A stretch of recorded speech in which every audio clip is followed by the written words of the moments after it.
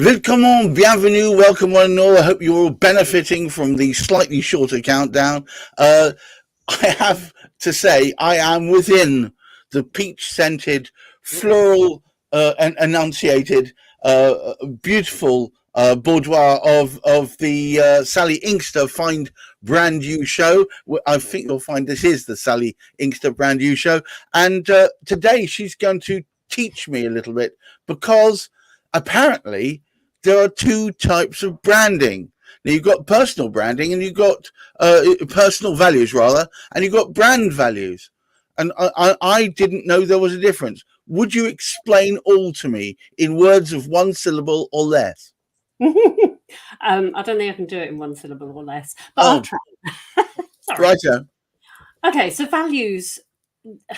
It's a huge subject because it's all about us. Our values come from what country we were born in, what family we were born into, what religion we were brought into, how we were brought up, how our parents did various things. And a lot of our values come from that. So I'm going to take you further back because I am a bear of little brain. What is a value? A value is it's a noun, usually. Okay. That explains something you want to live by. So values give you direction. They give you a moral compass. They explain how you live in the world. They also dictate to a certain extent who our friends are, who we get on with, who we can have conversations with, and who we agree with. Because our values are so personal that quite often we don't even realize we have them. And the amount of people who, if you say, what are your values, will go family. Yeah, okay. Do you know what? That's the first thing that came to my mind when you said that. Okay. So when you say family, right, I want you then to describe to me what family means. Oh, right. I've always regretting too far, and I'll be as quick as I can. Because I'm adopted, I feel like I've made my own family, and therefore my family consists of my wife, my son, my daughter, and therefore for me it's about cohesion, about holding the whole thing together so that we are the great force against the world and we survive despite it. Okay, so that's a brilliant one, because family can mean different things to different people. So it might mean support. Okay, that so that may be what family means. Family may mean conflict to some people, competition to other people. I mean, if you've been brought up in a family where there are 3 siblings and your dad is really into competitive games, right. Every time you get together as a family is competitive, and you may love or dislike that, but it's something you've been brought up with. Family may mean unconditional love. Family may mean as you is invented, brought together, made. So family is a word, but you have to look at what that word means to you to understand what your value is around it.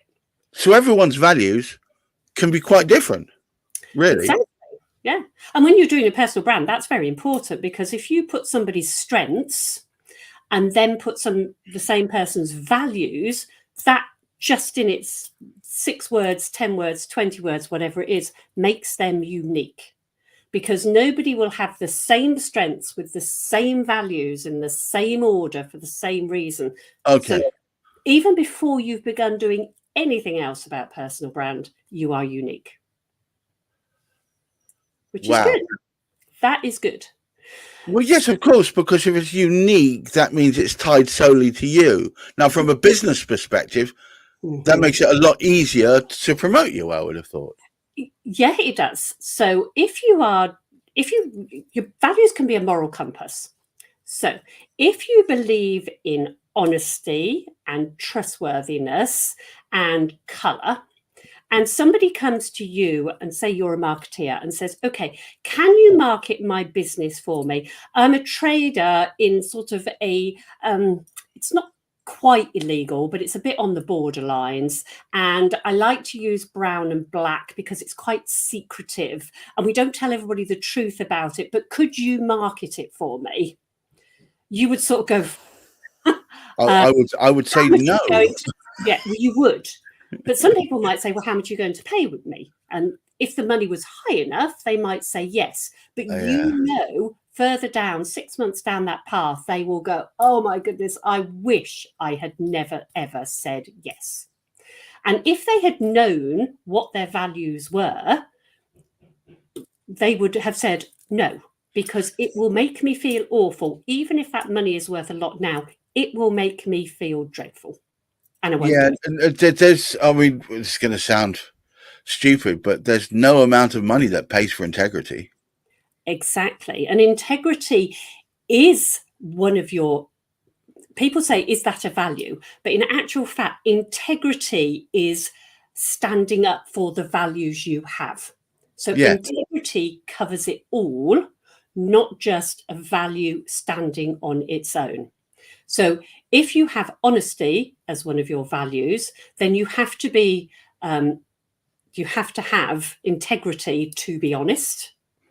Okay, so it's sort of a coverall for your values is integrity, because having those values and sticking to those values is integrity.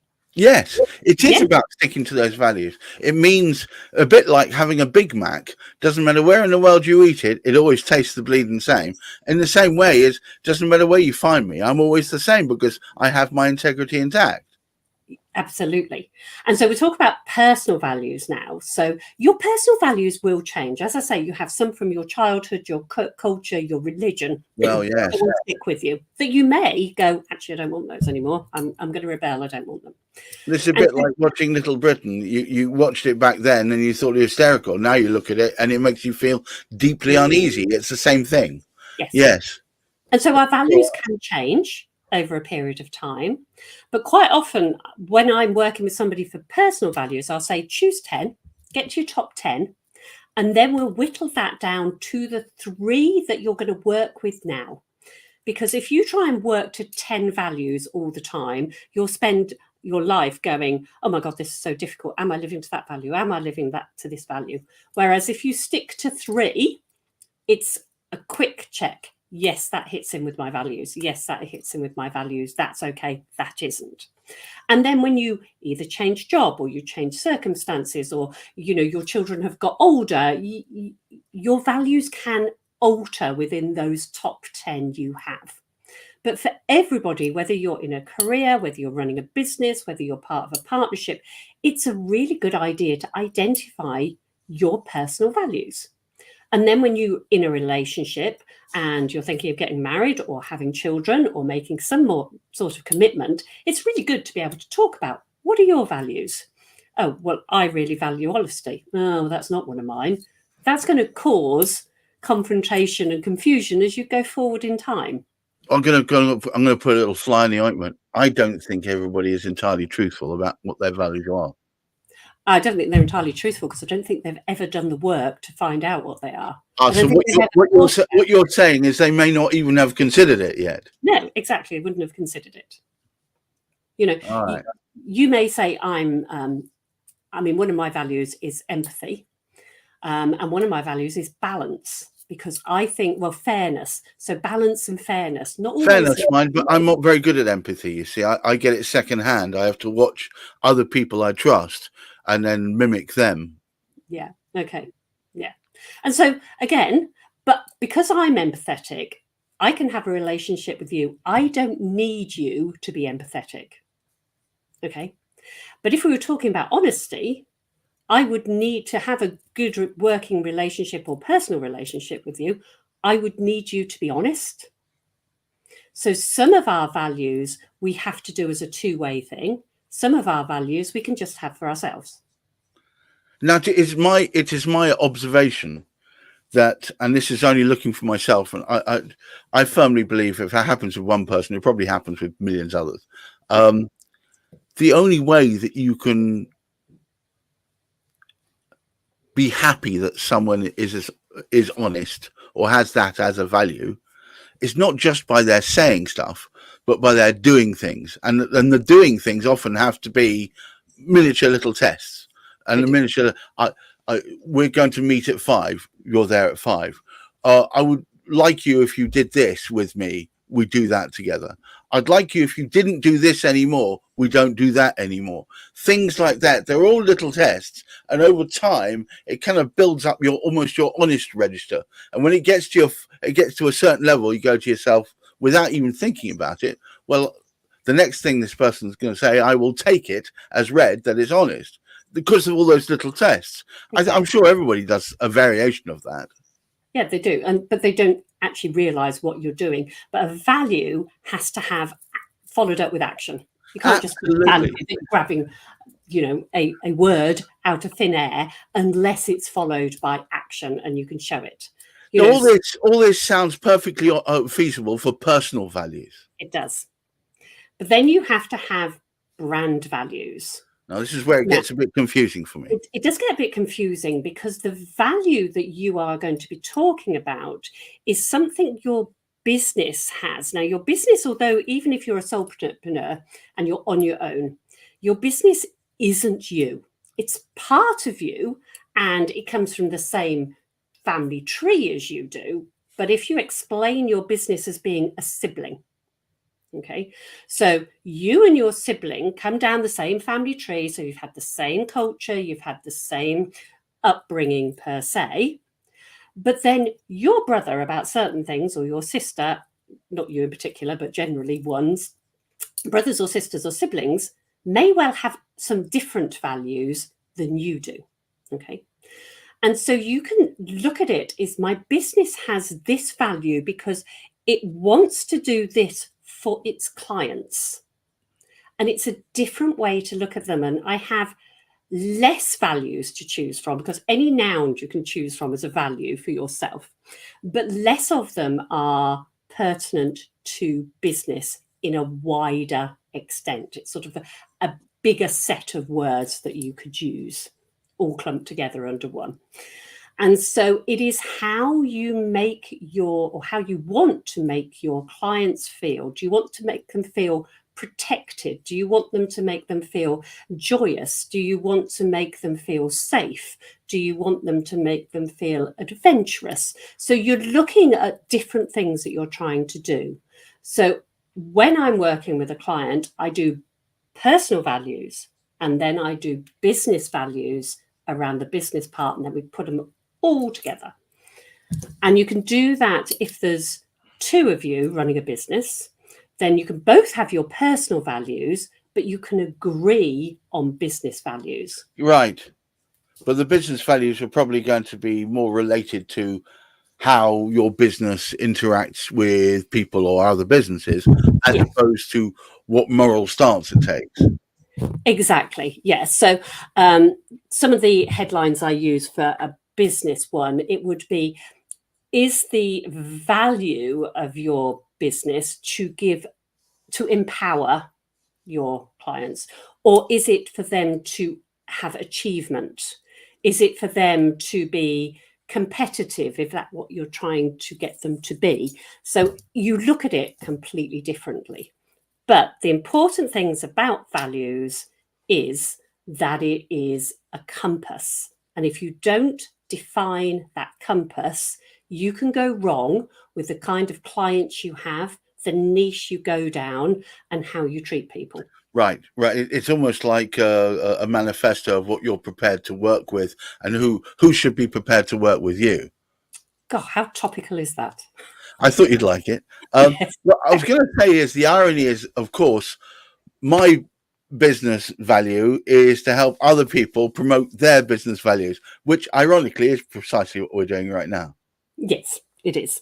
But you do it with a sort of, how would you do it? You are making them powerful. Yes, I guess so. I'm trying to shine a light onto others. Yes. Being in the frame, not really to promote myself, but to make to almost confer upon the values that people have already ascribed to me onto them as well. Yeah. Whereas you wouldn't describe one of your values as power. No, God, no. No. But your business is giving power. I prefer to think of myself as a catalyst, But okay. Yes, yeah. I mean, the dictionary definition of a catalyst is something that takes part in the reaction without being diminished or actually ending up physically taking any part in anything. Having said that, I'm trying to say to guys, yeah, look at me. Don't look at me now. Look at that, or look at that person, or look at what they're doing. So that's my value. But by virtue of doing that, that extemporizes your own value. It sort of enhances your own value. Yes, I guess. Yeah, it does. And it's just you. So if you had some directors, you would all have personal values, but you can't make all those personal values part of the business, because otherwise it would just be too complicated. Anger's just been promoted to a director, by the way. Oh, a director. Oh, shh. Don't tell anybody. No. Well, no, his value is very much more about empathy than mine is, for instance. He's much better at picking up what people are feeling or responding to than I am. And he's very much more about making sure everybody feels comfortable. Whereas mine is much more about pushing forward and trying to get people to look at that over there. Yeah. And so two opposing ones actually can work very well together. Yes. Yeah, he keeps me grounded for that very reason. All right. So look, I'm going to just throw you a little curveball here. If your wife has got, or your partner, I told you it was curveball, has got slightly different value set to yours, not negatively, but just like one's going off 40 degrees that way, the other's going 40 degrees that way, but they're still facing forward, but following a slightly different path. So to give you more color, I'm an empiricist. I don't believe in stuff I can't measure, that I can't touch, that won't submit to a double-blind test, that produces consistency and consistent results. Whereas she's very woo-woo and deals with stuff that's supposed and so on and so forth. But together we do work very well together. But I have to tell myself this is the line I will not cross as far as talking about stuff, because our values are different. All right, so let's look at the marriage as a business. And both of you probably in your marriage have a value of respect. So you respect where she is, and she respects where you are, and you respect that you're both a bit different. Now, if it was only you who respected her point of view and she didn't respect your point of view, then you would have a conflict there. But because in your marriage you've got this same value of respect, then it works. So what you're saying is you need to have at least one value that is a complete overlap. Yes, I think you do if you're in a business or a marriage. There has to be something. But not all values we have do we need the other person to have. Yes, okay. Only some of them, depending on what they are. Some of them need to be reciprocal to that relationship. So if I'm honest, so I give it, you receive it. If you give it, I receive it. Yes, exactly. But others are just personally for yourself. And actually, it doesn't overly matter if that other person hasn't got it, because it's just you doing that. Right. Yeah. But you will find more of your tribe who have more of your values. I think the fact that both of us are very actually and metaphorically colourful creatures also brings you and I together, for instance. Exactly. We have a commonality there, I think. Absolutely. I would even call it a value. The belief that colour is a very important aspect of everything we do. Yes, absolutely. So guys, I hope you've found this as intriguing. Thank you so much, Sally. I do, and I've said this before, I consider pretty much all our interactions in education department, perhaps the education I should have received much younger, but I didn't see it. But no, this is useful stuff. And if you found this useful, please look for sallyinkster.com. Yep. And more information there. Also interact with her on LinkedIn. She'll be delighted to interact with you. There's been lots of great content coming out. Do check that out as well. Some of it is well, I won't say ground shaking, but it certainly made me wake up to a couple of ideas. And watch out, because we do this weekly. If you've got any ideas and you interact with either of us, either on the way or during while we're filming it, that's great. We'll interact with them as well. But until next week, I wish you all a wonderful weekend. Let's hope the weather holds. And of course, look after that mental health. Bye-bye now. Take care.